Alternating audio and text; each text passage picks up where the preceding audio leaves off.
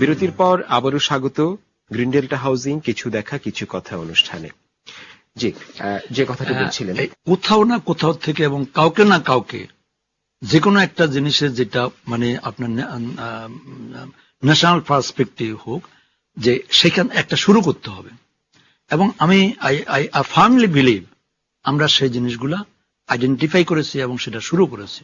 আমরা আমাদের population density বাইর করেছি এবং তার সঙ্গে যদি প্রসঙ্গক্রমে পপুলেশন ডেন্সিটির জায়গাতে আসার আগে একটু আপনার কাছে জানতে চাই যে রাজুক একটা দুর্নীতিগ্রস্ত প্রতিষ্ঠান, এই অভিযোগ বিভিন্ন জায়গা থেকে বিভিন্ন সময় উঠে আসছে দীর্ঘদিন ধরে, যুগ যুগ ধরে বলা যায়। এটি আসলে বর্তমানে আপনি চেয়ারম্যান হিসেবে যদি বলেন যে এটির বর্তমান অবস্থাটা কি, এখানে আমি বলতে চাই দিস ইজ ট্রু যে আমরা দুর্নীতিতে 5-5 বার চ্যাম্পিয়ন হয়েছি। সেটা কিন্তু এই রাজুক কিন্তু বাংলাদেশের বাহিরের একটা দ্বীপ না, যেহেতু পুরা বাংলাদেশই বিশ্বের দরবারে 5-5 বার দুর্নীতিতে চ্যাম্পিয়ন হয়েছে, সেখানে রাজুকও তারই একটা অংশ। সেই প্রেক্ষাপটে সেই পর্যায়ে সেটা ছিল। কিন্তু আমি ফার্মলি বলতে পারি যে গত 2 বছরে যে পরিবর্তনটা হয়েছে, একটা বিরাট একটা পরিবর্তন সূচনা করেছি। এবং যেখানে যে ইউনিয়নের প্রেসিডেন্ট এবং জেনারেল সেক্রেটারিকে টাচ করা হয়েছে এবং আপনার প্রায় মোর দেন 25কে টার্মিনেট করা হয়েছে, এই যে মানে অসৎ উপায়ে অবলম্বন করা, দুর্নীতি করে প্রমাণিত হয়েছে, এবং মোর দেন 50কে সাসপেন্ড করা হয়েছে, 150 লোককে আপনার টেবিল চেঞ্জ করা হয়েছে। এই পরিবর্তনের মাধ্যমে একটা পরিবর্তন সূচিত হয়েছে এবং সেটা অনেকাংশে অবৈধ কর্মকাণ্ড অনেকাংশেই কন্ট্রোলের মধ্যে আসছে।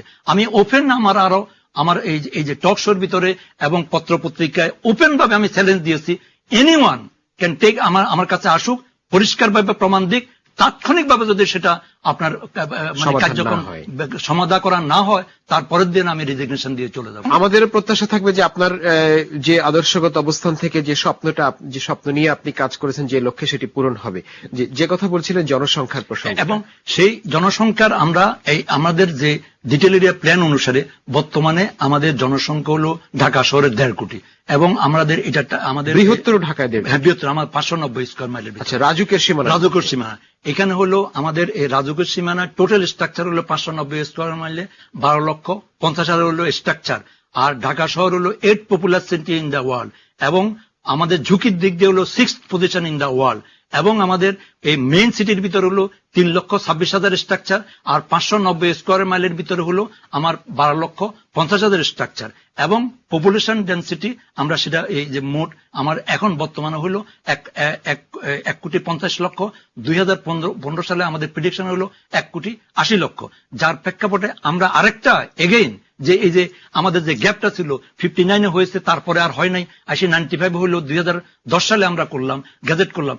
তারই আমি সেটি ধারাবাহিকতা, যেহেতু আমি একদম টেকনিক্যাল পার্সন, আমি জানি হেড অফ টাইম আমার এটা 2015 সাল পর্যন্ত আছে। আমার 2015 থেকে 2035 সাল পর্যন্ত আরেকটা ডিটেল এরিয়া প্ল্যান আমি হাতে নিয়েছি, এবং সেটাকে আমি কার্যক্রম শুরু করছি যাতে করে আমার এটা শেষ হওয়ার আগেই ওটাকে আমি ইমপ্লিমেন্ট করতে পারি। এবং যেসব ত্রুটি বিচ্ছুতি আপনারা জানেন, planning is a continuous process, সেখানে কিছু আমি যে ল্যাগিং গুলো আছে সেখানে আছে, সেই ত্রুটি বিচ্ছুতি গুলা দূর করে আরেকটাকে আমি 2015 থেকে 2035 সাল পর্যন্ত হাতে নিয়েছি, এবং সেই কার্যক্রম আমরা শুরু করেছি করতে পারি। জি, ধন্যবাদ। আমি একটু স্যার আপনার কাছে জানতে চাইবো যে আমরা রাজুকের যে 590 বর্গ মাইল, বা আপনি 60 সালের আমরা 120 বর্গ মাইল বলি, যাই বলি, তো এই 590 বর্গ মাইলের বাইরেও কিন্তু ঢাকা সম্প্রসারিত হচ্ছে বলা যায়। আজকাল আমরা বিভিন্ন ধরনের বিজ্ঞাপন এবং বিলবোর্ডে যেটি দেখতে পাই যে ড্যাপ ও রাজুকের আওতামুক্ত, মানে এখানে প্লট কিনলে এটা ড্যাপ আর রাজুকের আওতামুক্ত, মানে এটা হচ্ছে ওই খারাপ ব্যাপারটার বাইরে আর কি একটা বিষয় আর কি। তো এই যে ঢাকাটা এই উপশহর বলা যায়, যে তথাকথিত উপশহর ঢাকার সাথে বলা হয় যে 10 মিনিটের দূরত্ব বা 5 মিনিটের দূরত্ব বা 30 মিনিটের দূরত্ব, এগুলি তো ঢাকার অংশই হয়ে যাবে হয়তো একটা সময়। তো এই যে প্লট আর প্লট, রাজুক থেকে শুরু করে সরকারি বেসরকারি পর্যায়ে নগরায়নের প্রয়োজনে সেই 100 বছর 50 বছর আগে যেভাবে প্লট প্রথা চালু হয়েছিল সেই ধারা এখনো অব্যাহত আছে। এই ব্যাপারটি আর কতদিন চলতে থাকবে? চেয়ারম্যান সাহেব যে যা বলেছেন, এখান থেকে আমি সূত্রটা ধরার চেষ্টা করি। জি, সেটা হচ্ছে আমাদের সময় কম, একটু যদি সময় কম, বুঝতে পারছি। এখানে উনি যেটা বলেছেন যে উনি 2015 থেকে 2025-30 পর্যন্ত আরেকটা 35 সাল পর্যন্ত। হ্যাঁ আরেকটা 20 বছর। মহাপরিকল্পনার কথা ভাবছেন। আমরা অনেক ভুক্তভোগী। মহাপরিকল্পনার প্রেক্ষিতে একটা কথা বলছি, এই জিনিসগুলোকে প্রকাশ করা উচিত জনসমক্ষে। অ্যাবসলিউটলি ওয়েবে দিয়ে দেন, হোয়াইট পেপার প্রকাশ করেন। আপনি জাস্ট এখনই আমার রাজুক ওয়েবসাইট খোলেন, ইউ উইল গেট এভরিথিং। কতগুলা প্লট আছে রাজুকের এখন বর্তমানে পূর্বাঞ্চলে, এখানে উত্তরায়, এবং আমাদের যে ডেপটা 100%, এবং যেদিন যে প্ল্যান পাস হচ্ছে সেদিন সেই প্ল্যানের এখনকার কথা বলছেন। আমি একটা কথা বলছি, এখন হয়তো সেই অগ্রগতিটা সাধিত হয়েছে কি আমাদের। প্রতিষ্ঠান, এখানে কিন্তু একটা ব্যাপার আছে। দুর্নীতির কথা বলছেন, আমি দুর্নীতিটাকে একটু পাশে রাখছি। রাজুক যদি দুর্নীতি জর্জরিত প্রতিষ্ঠান হয়ে এতেই যদি ব্যস্ত থাকে, তাহলে কিন্তু আমরা ক্ষতিগ্রস্ত হব। ভায়োলেশন দেখা ম্যাজিস্ট্রেটের কাজ, একটা টিমের কাজ, মোবাইল কোর্টের কাজ। ভায়োলেশন নিশ্চয়ই দেখতে হবে, দুর্নীতি থেকে নিশ্চয়ই মুক্ত থাকতে হবে, অবশ্যই থাকতে হবে। কিন্তু এই বিভীষিকা থেকে মুক্ত হলেই কিন্তু আমি পরিত্রাণ পাচ্ছি না। আমার হচ্ছে ভবিষ্যৎ কি, এই প্রচন্ড রকম সমস্যা জর্জরিত মহানগর রাজুক ত্রাণকর্তা হিসেবে আবির্ভূত হচ্ছে বলে আমরা মনে করি। কিন্তু রাজুকের দুর্নীতি, রাজুকের মোবাইল কোর্ট, রাজুকের ভায়োলেশন, ইমারত নির্মাণ বিধিমালার ইম্পোজ করা হলে কেন, এই দুটোকে দুভাগ করে ফেলা উচিত। একটা হচ্ছে পলিসি মেকিং ইস্যু, সামনে কি আসছে, মাস্টার প্ল্যান কি করতে যাচ্ছি, এবং এই পর্যায়ে সকলের মতামত নেয়া।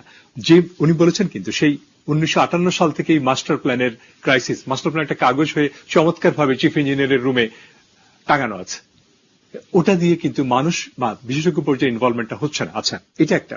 আপনি বলেছেন প্লট, কত প্লট দেবেন আপনি?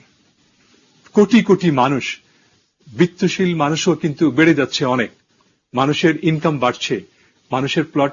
রাজুক কিন্তু কমার্শিয়াল একটা রেট নিয়ে সাধারণত প্লট দেন না, রাজুক কিন্তু রিজনেবল একটা প্রাইসে প্লট দেয়। রাজুক তো একটা মানে ডেভেলপার প্রতিষ্ঠান না। মানুষ সেখানে হুমড়ি খেয়ে পড়ে প্লট কেনার জন্য। এইভাবে প্লটের কনসেপ্ট থেকে বেরিয়ে আসতে হবে। একেবারে সংক্ষেপে অনুষ্ঠানের শেষ পর্যায়ে নগরায়নের আধুনিক পদ্ধতি কি হতে পারে, আমার যে প্রশ্নটা ছিল। এটা কিন্তু এক একটা ঢালাও ভাবে একই ফর্মুলাতে সব শহরের সমাধান করা যায়। হ্যাঁ, আমরা যদি আমরা এতক্ষণ ধরে যে আলোচনাটা করছি, তাতে করে আমি বারবার বলার চেষ্টা করছি, ঢাকাকে একটা বিশেষ পর্যায়ের মহানগর, সংকটাপন্ন সীমাবদ্ধ পরিসরে, মানে আপনার একটা আউটবার্স্ট হচ্ছে এখন পপুলেশনে, এরকম একটা পর্যায়ের মহানগর হিসেবে এটাকে চিন্তা করতে হবে। এটি কিন্তু ঢালাও ভাবে কলকাতা না, দিল্লি না, তারপরে আপনার লাগোস না, বা মেক্সিকো না, এরকম না। কিন্তু ঢাকার প্রবলেম ঢাকার। এই যে যেটা বললেন, উনি আমার সঙ্গে একমত পোষণ করে, আমাদের ডিসেন্ট্রালাইজেশন করতে হবে। ঢাকাতে যে ফ্লোটা জনসংখ্যার, বিশেষ করে ল্যান্ডলেস এবং নদীভাঙ্গা যে লোকগুলা, এগুলাকে উপজেলা লেভেলে এবং জেলা লেভেলে কাজের সংস্থান করতে হবে। এবং ঢাকা যেটাকে আছে সেটাকে, যে মহাপরিকল্পনার যে ডেলিভারি প্ল্যান, এটাকে বাস্তবায়নের মাধ্যমে, সবার সম্মিলিত প্রয়াসের মাধ্যমে এবং গণসচেতনার মাধ্যমে অন্যায় কাজগুলাকে, বিধিবিধান বহির্ভূত কাজগুলাকে বন্ধ করতে হবে। বন্ধ করে যদি আমরা এটাকে সেইভাবে আমরা এগিয়ে নিয়ে যাই এবং রাজুককে শক্তিশালী করি, টেকনিক্যালি শক্তিশালী করি, তাহলে ইনশাল্লাহ আমরা আগামী দিনে আমরা সত্যিকার অর্থে ঢাকাকে পরিকল্পিত, পরিবেশ বান্ধব, বসবাস করা শহর হিসেবে আমরা ইনশাল্লাহ দেখতে পাবো। জি, ধন্যবাদ। আমাদের প্রত্যাশা থাকবে যে আমরা আমাদের কর্মকাণ্ডের মাধ্যমে, বাস্তবসম্মত পরিকল্পনার মাধ্যমে, পরিকল্পনার বাস্তবায়নের মাধ্যমে কাঙ্ক্ষিত ঢাকা পাবো, কাঙ্ক্ষিত দেশ পাবো, আমরা সফলতার দিকে এগিয়ে যাব। আপনারা স্টুডিওতে এসেছেন, আপনাদেরকে অনেক অনেক ধন্যবাদ জানাচ্ছি। দর্শক, ঢাকা নিয়ে হতাশার চিত্র আমাদের সামনে যাই থাকুক না কেন, আমরা বিশ্বাস করি সঠিক দিক নির্দেশনা, সঠিক পরিকল্পনা বাস্তবায়নের মাধ্যমে ঢাকা এগিয়ে যাবে কাঙ্ক্ষিত উন্নয়নের পথে। এ প্রত্যাশায় শেষ করছি আজকের গ্রিন ডেল্টা হাউজিং কিছু দেখা কিছু কথা অনুষ্ঠান। ভালো থাকবেন সবাই।